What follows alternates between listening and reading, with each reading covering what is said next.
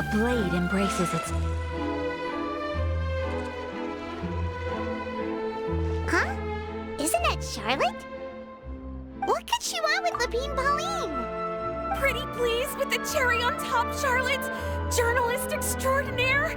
Please tell me you're joking! I read that a gang of criminals tricked the Gardamex by disguising themselves as blubber beasts. It's true, isn't it? It has to be! I've invested all my savings into graph adversarial technology and even taken out a sizable bank loan. I'm begging you like the beggiest beggar in all of begdom. Okay. I need you to calm down a little, Miss Lapine Pauline. I admire your passion for your research, and I don't mean to dash your hopes for those, big-ticket orders. But I'm afraid I'm not joking. The Blubber Beast incident was a short story mailed to us by an anonymous amateur author, written in the style of a true story. Oh, Paimon sees what happened here. Sounds like the report Lapine Pauline read in the Steambird wasn't in the news section after all.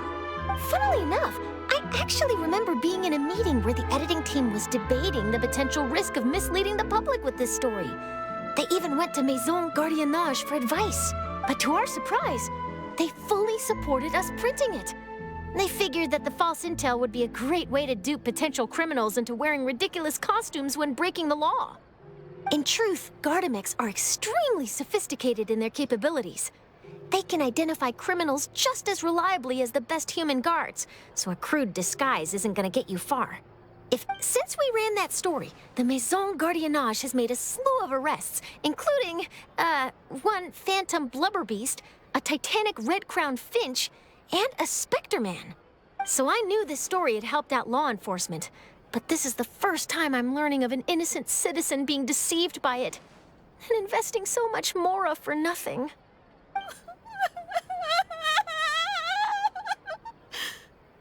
Uh-oh. So Lapine Pauline's whole research project is based on a fictional story? Which means we're not gonna get a big bonus after all. But more importantly, she's gonna lose everything she's invested.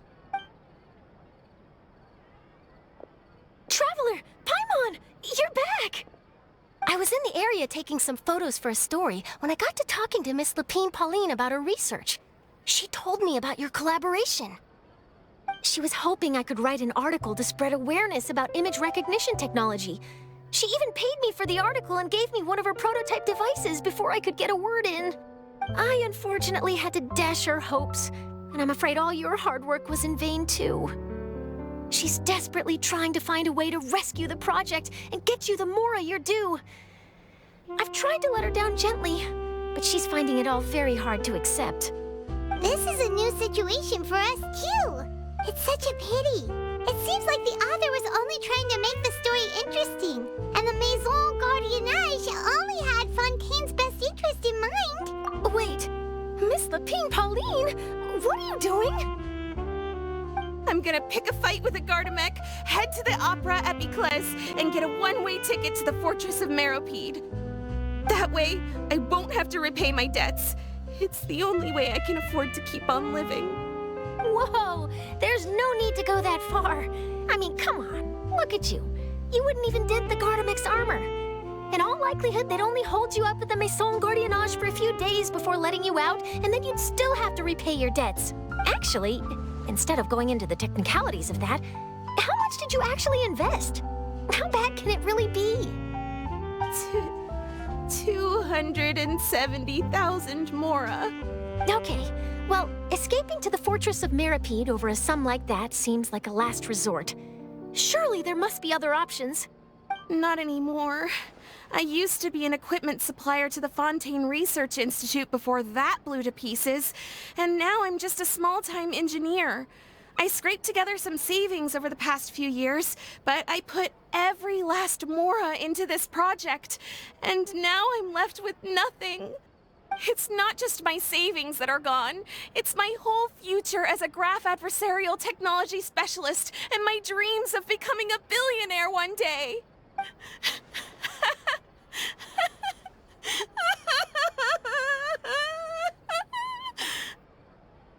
My life is over. Don't despair, Miss Lapine, Pauline. I think I know a way for you to turn this around. This prototype you've given me, the camera lens for image recognition sample collection. It's really quite something. You said you designed it specifically for high-fidelity image capture and analysis, yes? The rapid focal length adjustment is a very useful function in its own right. It's sure to make many journalists' jobs much easier. In fact, I'd say it has the potential to revolutionize Fontaine's news media. So your research efforts thus far are by no means in vain. The technology you've developed may have many applications that you've never even considered. Really? Absolutely. I've been working as a journalist for the Steambird for a long time now. No one understands the issues we journalists face on a day-to-day basis better than me. So keep calm, take heart, and start thinking about mass production. In the meantime, I'll show your invention to all my colleagues to drum up interest in your product. I can't believe it! If this is true, then I can look into setting up a whole camera lens development pipeline. My big-ticket orders and billionaire aspirations are still in the cards. Oh, maybe I should consider taking out another loan. That way, I can rapidly improve the lens production process, be the first to market, and prepare to battle for dominance in the camera industry. Come on! Stop daydreaming about your pipelines for a minute. Just take it one step at a time and see how it goes. There's no sense in putting all your eggs in one basket before things are even off the ground. And I can probably speak to some people I know and license my image recognition device to a workshop to raise some funds. I can't believe I didn't think of this sooner. There's no time to lose. I need to get to work. Early bird gets the worm. Can you believe her? She just ran off. Paimon's pretty sure our advice went in one ear and out the other. It's understandable. When inspiration and passion strike at the same time, it's all too easy to throw yourself headfirst into your work and forget about everyone around you. A lot of journalists are the same way when they're first starting out. But don't you worry. I'm gonna write an article on all this, and I'll be checking in on her regularly. Her research has the potential to benefit the entire journalistic community. I'll give her plenty of input to stop her from going down any rabbit holes and make sure mass production of her lens can begin as soon as possible. It's reassuring to know that you'll be looking out for her, Charlotte. Actually, you know what? Why don't you two take this prototype lens? I'm sure you'll have plenty of chances to use it on your travels. It takes the right person to get the most out of a new technology. In your hands, it's sure to capture some amazing sights. Thanks a lot, Charlotte. No bonus, no biggie. This makes everything worth it. You're welcome. I got something out of this too. The beginnings of a very interesting news story. The boundaries between real news reports and news-like fiction must not be blurred, even when there's a compelling justification for doing so. Yes, that's how I'll phrase it to the editors when I give them my feedback. Let's hope we don't mislead any more well-meaning citizens in the future.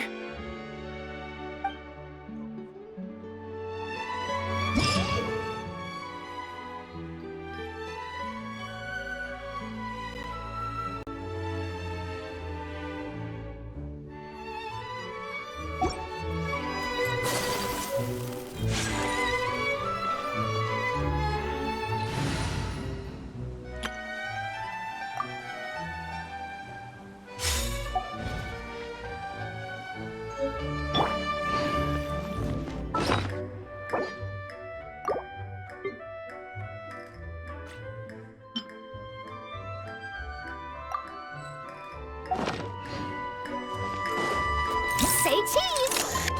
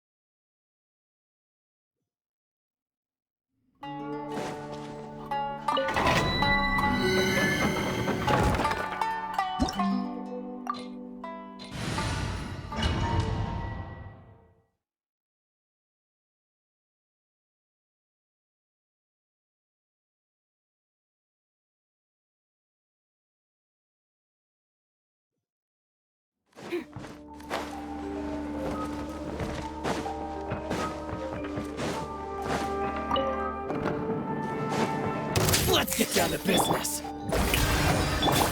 Motion to compare. The fairy.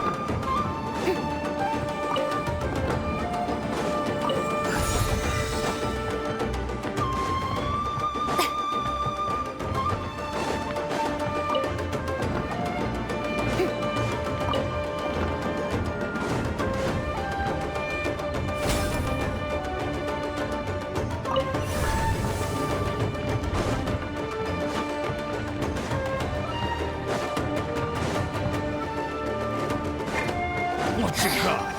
The inside shall be punished. Time for takeoff. Yahoo!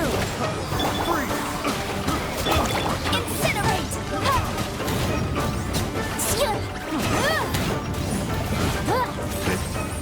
Test subject.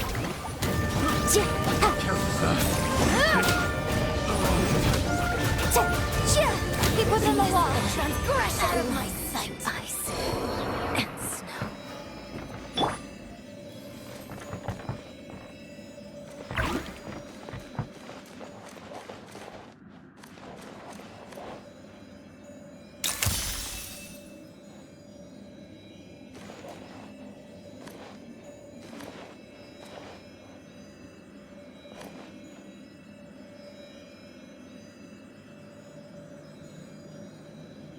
Hold that pose!